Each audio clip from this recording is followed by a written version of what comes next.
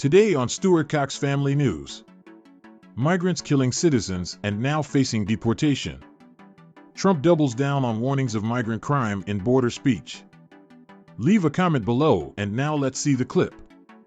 It'll be time for questions. You are guilty and got blood on your hands for this murder, sir. Consequences of the unlawfulness happening at our border. Just this week, 4 illegal immigrants have been accused of separate violent crimes. In Maryland, a 25-year-old illegal Salvadoran migrant was arrested in connection with the shooting and killing of a 2-year-old child. In Virginia, a Venezuelan migrant charged with sexually assaulting a 14-year-old girl.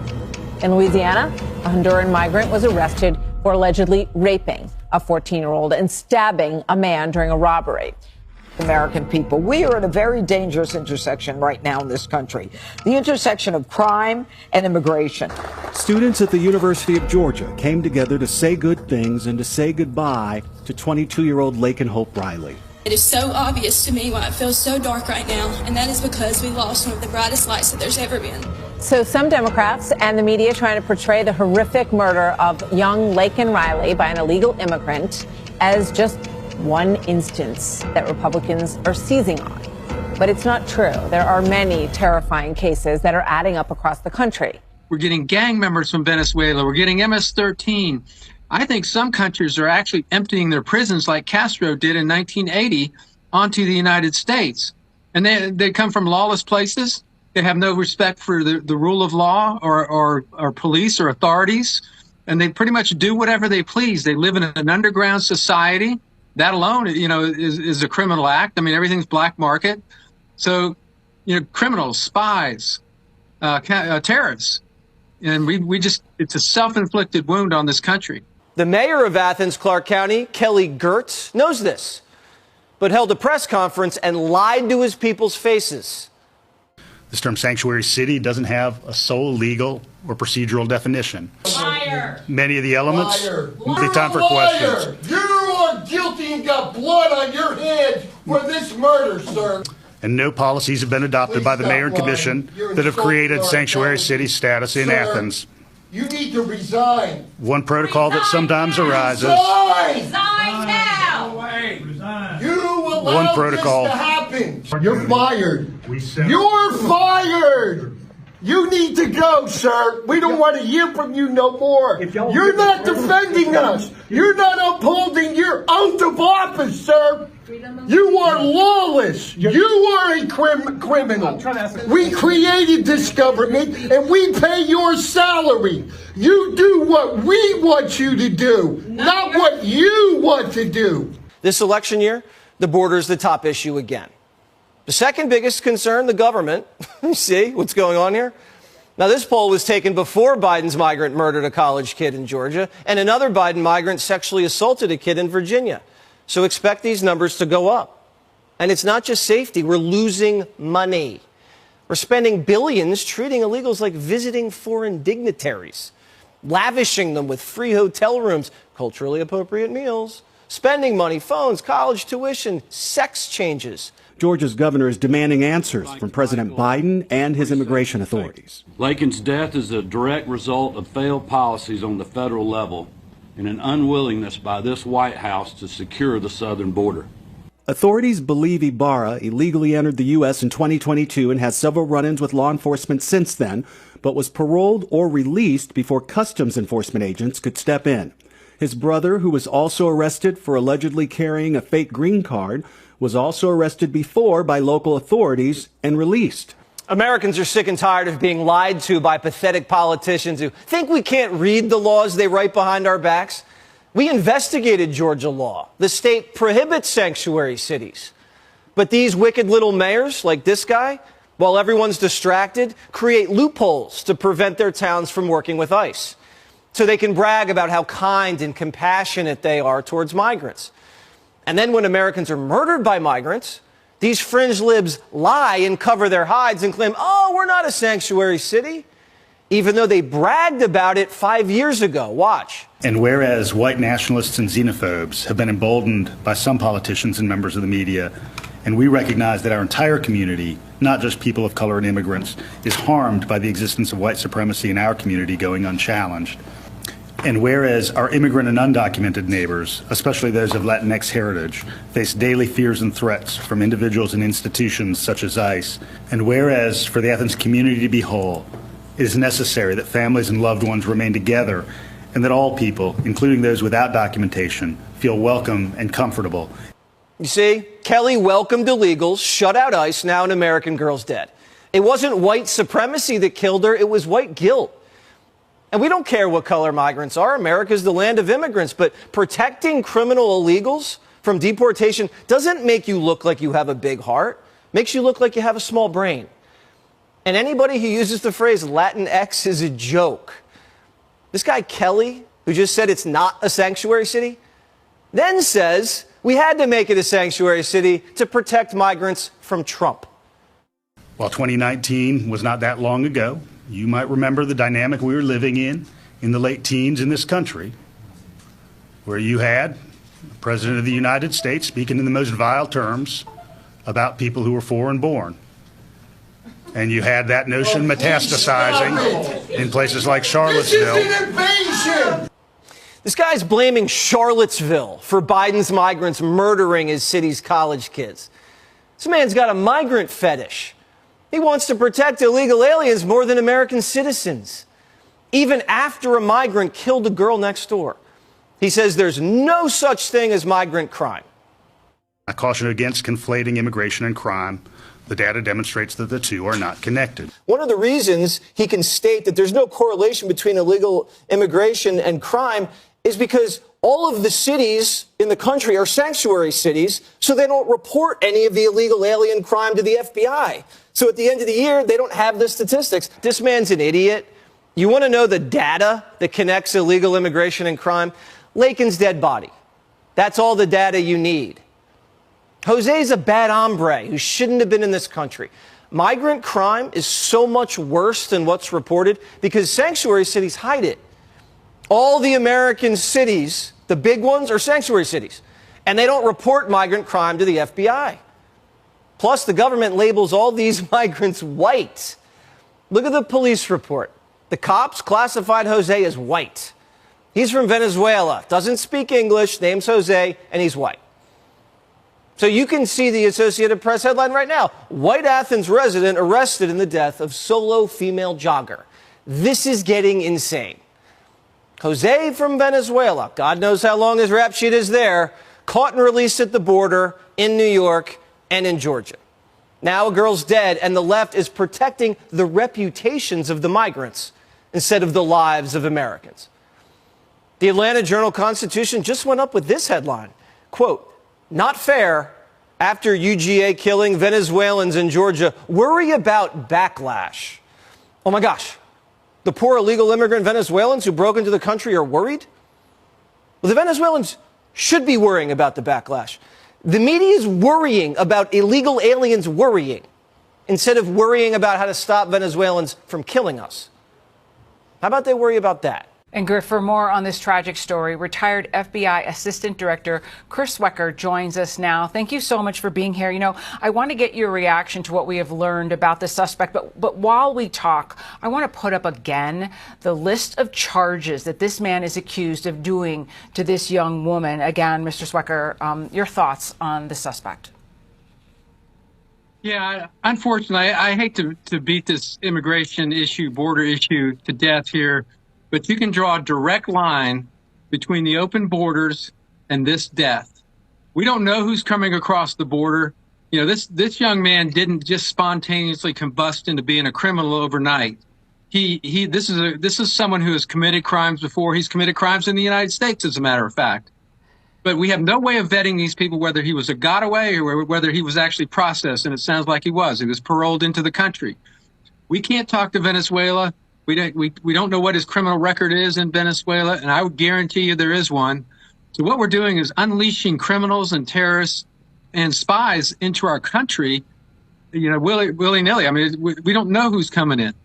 Right. Well, and again, he crossed illegally in September of 2022 at the El Paso borderline and again released into the United States on parole. Earlier this morning, Tom Homan, the former acting director of ICE, had this to say. Take a listen. This young lady suffered a terrible death, a violent death, fighting for her life. Another U.S. citizen family is going to bury their child because of this open border. They're going through hell because this government has failed them. We got to save lives, and you do that by securing the border. You know, Chris, it's not difficult to go from, had this person not been in this country, this promising young woman would in all likelihood still be alive. No doubt about that. Tom's spot on. I mean, we have opened the borders to, and I'm not saying everybody that comes across the border is a terrible person, but there's a high enough percentage, the risk is so high that it's unacceptable. We're getting gang members from Venezuela. We're getting MS-13. I think some countries are actually emptying their prisons like Castro did in 1980 onto the United States. And they come from lawless places. They have no respect for the rule of law or police or authorities. And they pretty much do whatever they please. They live in an underground society. That alone, you know, is a criminal act. I mean, everything's black market. So, you know, criminals, spies, terrorists. And we just, it's a self-inflicted wound on this country. Yeah, and we know the president is considering executive action. In your mind, what needs to be included in that in the 30 seconds I have left? Remove the incentives for people to come here, and there are plenty of them. All you got to do is get across, claim asylum, you get released, go to court in 10 years, you get all the benefits in this country. And provide disincentives, deterrents for people to come here. Remain in Mexico. I'm not being a politician here. I'm being a law enforcement officer, a career person with 40 years in this business, and an attorney and a former prosecutor. And I'm telling you, you can't just unleash criminals. We're going to be living with this for decades and decades. Remove the incentives, create deterrents. But this is a Joe Biden invasion. This is a Biden invasion over the past 3 years, allowing thousands and thousands of people to come in from China, Iran, Yemen, the Congo, Syria, and a lot of other nations. Many nations are not very friendly to us. The United States is being overrun by the Biden migrant crime. It's a new form of vicious violation to our country. Last year, almost half of all ICE arrests were criminal aliens charged for more than 33,000 assaults, 3,000 robberies, 6,900 burglaries, 7,500 weapons crimes. This is all migrant crime. 4,300 sex crimes, 1,600 kidnappings, and 1,700 homicides and murders. The murder of Laken Riley is really focusing us now on people who've come across who are bad actors and have done bad things. Outside of those 20 countries, most of whom are U.S. allies, do Border Patrol agents basically rely on the honor system of, hey, do you have a criminal history back home or not? That's all we can rely on. Every single time that somebody comes into our custody, we fingerprint them. We look to see if they have a criminal record here. We're hoping that that we have something on Interpol. We're hoping that other countries share something. But the vast majority of these individuals, we have to take them at face value based upon what they say, because the burden of proof is on us to show that they have a criminal history rather than on them. All right, so help us understand, when people come across, they could have long criminal histories back home, Venezuela, Iran, Syria, Uzbekistan, wherever it is, Russia, China. And if they say to you, hey, I don't, nope, I've just been, coming here to come to America for a better life, so long as you don't have any individual hits on the Interpol fingerprints, then they get into the U.S. Yeah, that's correct under current situations. So you got to understand that when we're not dealing with thousands upon thousands of people every single day, we have more time to do a little bit more research. But when you're dealing with 6,500, 7,500, 9,000 people, you don't have as much time. You have to get people out. We only have so much room to hold people in custody, and that's why we have to take them at face value. We've got to cut this down to give us more time to properly vet people. Otherwise, this is going to continue to happen. All right. President Biden was also at the border today. No surprise or coincidence that the two of them were a couple of 100 miles apart. Here's President Biden offering an olive branch, if you will, to President Trump. Take a listen. So here's what I would say to Mr. Trump. Instead of playing politics with this issue, Instead of telling members of Congress to block this legislation, join me, or I'll join you, in telling the Congress to pass this bipartisan border security bill. We can do it together. The Border Patrol Council had supported the legislation. Totally agree it wasn't perfect, but it was better than nothing. Did you talk to President Trump about that at all today? Yeah, just for a second, and I don't need to. I've spoken with him before.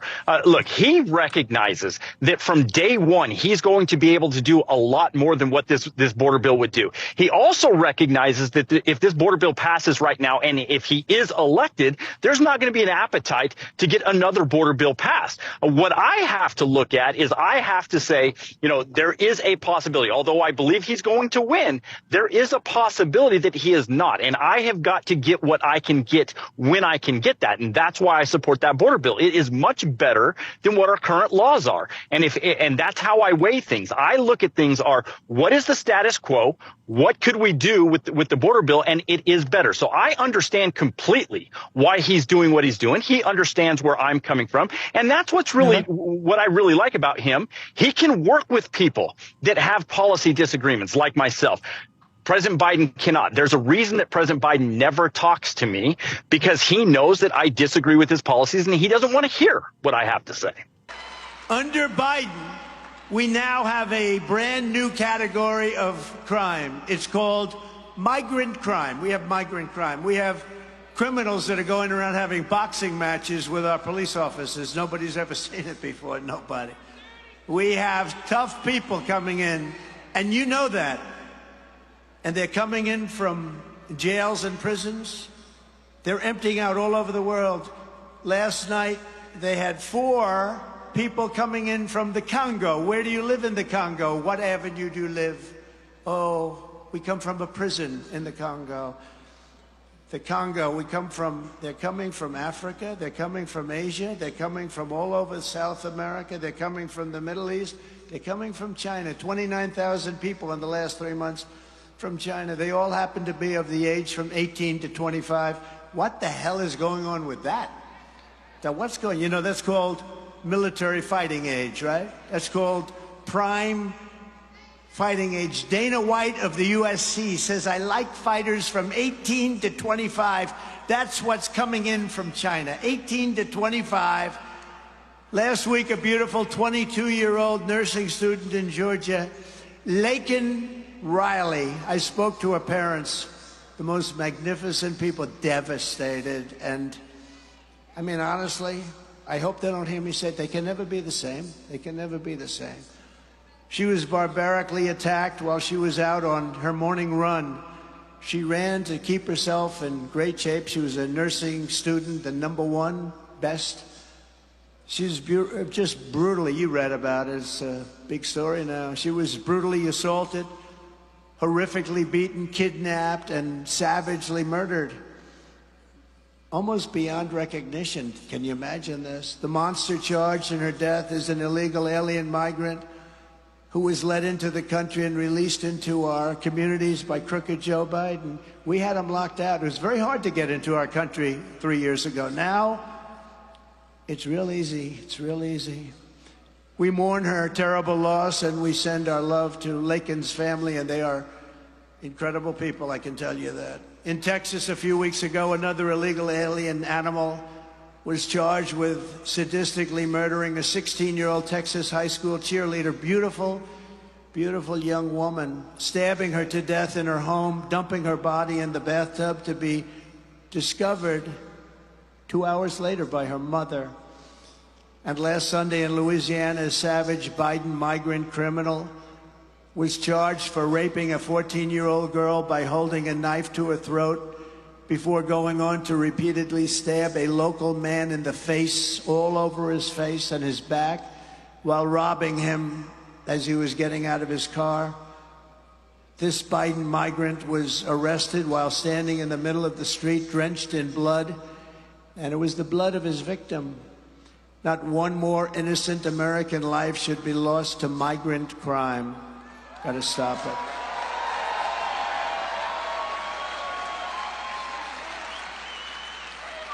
It's a new category, migrant crime. We call it Biden migrant crime, but frankly, it's too long. So we call it migrant crime. I came up with that name because I come up with a lot of good names, don't I? But you know, it's migrant crime. It's a whole new category of crime, and it's probably going to be more vicious than anything we've seen. These are vicious people. They're from jails. Many of them are from jails. Many of them are from mental institutions. This is what they're dumping into the United States. And I know the people, the leaders of most of these countries. I know them, and they're very streetwise. They're very wise. They can't believe Biden's the president. They can't even believe it. And they're taking advantage of our country. They want to clean out their jails. Jails all over the world, you take a look at their prison population, it's way down because they've taken people out of those jails and they've dumped them into our country. They've taken people out of their mental institutions and insane asylums. You know what that is? Somebody said, what's the difference? I said, insane asylum is like mental institution on steroids. That's Silence of the Lambs. Did you ever hear of a fine gentleman named Hannibal Lecter? Hannibal Lecter. Does anybody know the name? Please raise your hand. Yes. Well, that's what they have in insane asylums, and they're dumping them into a community near you. Lots of luck. This is not good. This is not good. That's why a central question in this election is whether the foreign armies Joe Biden has smuggled across our border will be allowed to stay, or whether they will be told to get the hell out of here and go back home. We'll take them back home. Take them back home.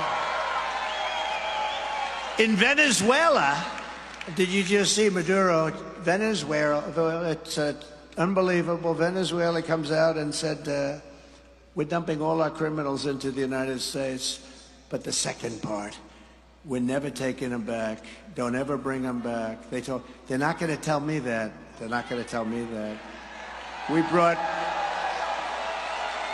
MS-13 back by the thousands.